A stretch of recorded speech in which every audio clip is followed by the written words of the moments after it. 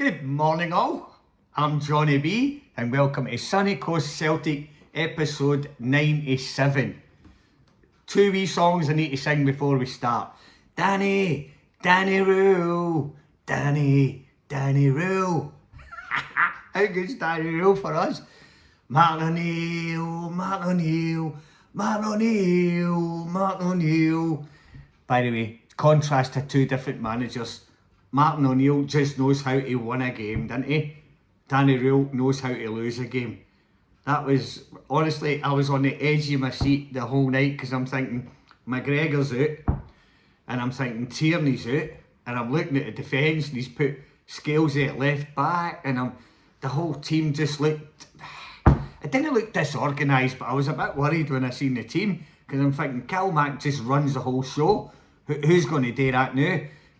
Luke McCown, alright, stood up. It's a big pair of shoes to fill, but he done alright. But mate, you go through the whole game and the two teams were pretty poor, but you expected that a wee bit for us going to the piggery and always having a hard game. You expected them to step up and be better than what they were. They're absolutely rank rotten, and that's why I called them rankers, because they're absolutely rank.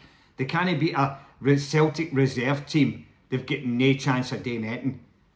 That's absolute. No wonder the fans were raging to the end. But see, before we get into the game, that was dangerous at the end there, because all the idiots have ran on with ski masks and that.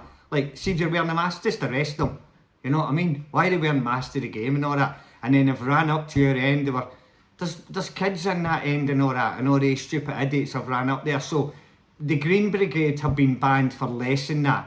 So surely rankers must take a bit of a stand here and ban all their union bears, whatever they're called. Because that was nonsense. People could have got hurt there, and there probably will be hassle in Glasgow tonight because they're raging. And they're only raging because their team is shit. Do you know what I mean? No point in taking it out, no us. If your team's crap, they're crap. Just take it on the chin, move on. But if rankers can't beat us with that team, then they're never going to beat us. It's just as simple as that. You might get the odd wee daft one, but you're not going to beat us again with that. They were ranked rotten all over the park. Let's go through our boys. Sinisalo, absolute brilliant. Well, I think he's a brilliant goalkeeper, and he's just done everything right today. Came out and won every ball. Even when the balls were going through, he was at the edge of the box, just dominating everything. He was fantastic today. And even the penalties, you could see he was up for it. See, before penalties started, I was looking at him going, he looks in the mood here. Butland thought he was just going to be the man, but Sinisalo was brilliant. I know they missed two, but the reason they missed is because of him. He's dancing about in the line going, where are you going to put it? And the other two penalties, he nearly saved them. So, anyway, we'll get on to the penalties later, but Sinisalo, brilliant. Arajo, magic. Just put his foot through everything, just got in there, just rustled a few feathers. Brilliant. We had nothing going forward today. It was a really hard watch because we just had nothing up front, apart from the goal, which will come as well. But the defence won the game for us today. Nothing else. The midfield never won it, the forwards never won it, the defence. Trusty was outstanding. That's the best game I think he's ever had in a Hoops jersey. He won everything. Every header, he blocked that many shots. Not that it was abundance in him, but just whatever he had to do, he done. And then you had Benji Arthur, he was good, but not as good as Trusty. Just stood out above everybody. And I thought Big Scales, he was brilliant and all. I gave the ball away a couple of times. See, twice in the first half, put the ball inside, there was no player there. And it just, I'm sitting on the couch tearing my hair out, as probably everybody else was, but we recovered. We got that last ditch tackle in all the time, and it looked like they were never going to score today. We were just fantastic at the back. With Scalesy at left back, the two centre halves, and Arajo. And then see when Big Dane Murray came in, he won everything and all, he blocked everything. It was like they were playing like men possessed at the back. And if we can get that for them the rest of the season, we'll go alright, because our midfield will come into it, our forwards will come into it. I've got to say, I thought Maeda was good tonight. I know he never looked like scoring, but he just gave you everything. He was in their faces. They were scared of him. Every time they get the ball, they just rattle it away because they know he's up there. He nearly closed Butland down in the first half. Midfield, yeah, as I say, Luke McCown, he's got big shoes to fill with Calmac trying to run that show at the back. So he done alright, it passed marks for him, but he was a bit tired and a bit lost in there. Nygren, I thought, gave the ball away. Sometimes he goes up in the air and doesn't really want to win it, he just jumps it for the sake of jumping. But can't be too hard on everybody, because everybody put in a shift. I thought Hatate was our best midfielder today. Defending, going up front, in the midfield, he was just all over the place. So well done, Real. We've gave you a bit of stick, mate, but you were really, really good today. Tenecti wasn't on his game at all, and I hear people saying that he's one of the impact players that you bring on, and I'm beginning to think he is actually, because every time he starts a game he's no as good, unless it's a, no disrespect, but a Kilmarnock or a Dundee or something, then he'll get the ball because we've got Mary the ball and he'll get into the game. Yang wasn't great either, so when you look at our front three, they never really gave us anything. We had nothing up front. So in the midfield, we kind of game passed us by. I don't know. Our defence saved us today and made it that we can win that game today. So hats off to them. It's normally forwards that win you a game, but defence was brilliant today. Even going into extra time, I'm thinking, fucking hell, they looked tired. We looked stronger than them. So all in all, really good. We Jamesy Forrest and all. There was one in the right at the end of extra time that Mvuka, how bad does he look? He's making Reggie Blinker look like fucking Lionel Messi. Man, what's going on with that boy? He didn't want a header, he didn't want a ball, it was bouncing off him. He gave one to Forrest near the end, Forrest crossed it and they've put it out for a corner. That was the only thing he done, but he looks terrible. Why did Martin bring him on? I'd have kept Maeda on, but maybe Maeda was injured, I don't know, but yeah, all in all, what about the penalties? Right, look, I'll tell you what, let's go on to the goal first that was disallowed, the Celtic goal.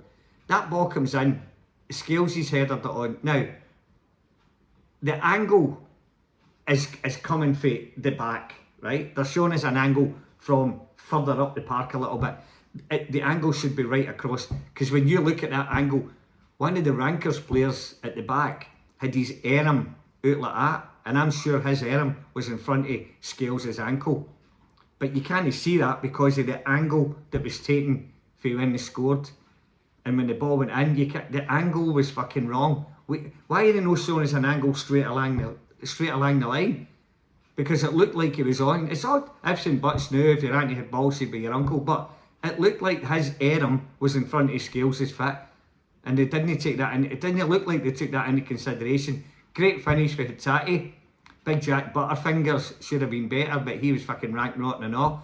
So, yeah, all in all, alright, they've chopped it off, but it would have been a great time to score. And I don't know, if we'd have scored, would they just sat back further? I don't know. It doesn't matter. Game's finished now, we've won it.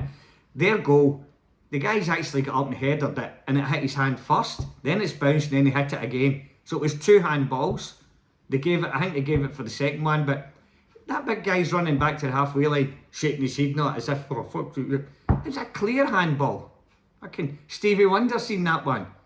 But yeah, other than that, they never really had any chances. They had shots for outside the box, and we were blocking everything, and they were scuffing things. And anyway, it was one of their games, and just to have 7,500 fans in there was brilliant. Made the atmosphere even better. So it was magic to see all the boys in there and having a great time. So yeah, as I say, the game kind of passed by, and I was thinking, do we want it to go to penalties? I wasn't really sure. I would rather have scored near the end, but I suppose everybody's the same boat as me. Like, we weren't sure who was going to take them, because Nygren's off, Engels isn't there, and I'm thinking, who's going to take these penalties? But fuck me, the penalties were fantastic. When Hatate was told up to take his, I was thinking, where's this going? He looked like he's been taking penalties all his life, didn't he? And then big sin of Salah. How good was it to see James Rankin here, whatever his name is, that plays right back, missing because he normally thinks he's the man, scores away, puts his horn up and all that. And he's great technique. It was good technique, mate. You hit that bar well if you were trying it, you know. And then the other penalty, the other wee guy, he's come on and skied it there in the stand, and I was thinking, man, this is good. Just we've got 2 penalties to win the game here, and big TC's just stepped up and slotted it away. Man, I was in absolute heaven here, because I thought I wasn't looking forward to the penalties, but I think Salah, I know all the boys scored, but I think he was the major man. What a big trustee's penalty. He's walked up and all as if he's took penalties all his life. But anyway, hats off to everybody. Like, you got to say Martin O'Neill is the link that's getting us there. He's the man that's pulling all the strings, and he's got a habit of winning. And we can only throw this Scottish Cup away now. So let's hope for it. I don't care who we get. Be it Hampden, we'll have players back. I think AJ's coming back soon. I'm not sure who else. Is Engels coming back? There's a couple of players coming back, so I think we'll only get stronger. And this league title run in is going to be brilliant and all. But I mean, it wasn't a great game to watch, but it was edge of your seat stuff. But I think at the end, when you seen all the Rankers fans running up to the Celtic, and that wasn't a good look. It's like there's wee kids in the stand and everything. It's just not a good look. I don't know what the stewards, the copplers and that are doing. Why did they let them get up the park so much? Surely they must be in front of them so that they don't jump out of their seats. I don't get that. Why were they allowed to go all the way up? Because see if the Celtic fans, look, I reckon if the Green Brigade were in there and their numbers, it would have been on, because they would have run on the park. But it was just normal Celtic fans that are just having a laugh and going to the game. But that could have been absolutely catastrophic.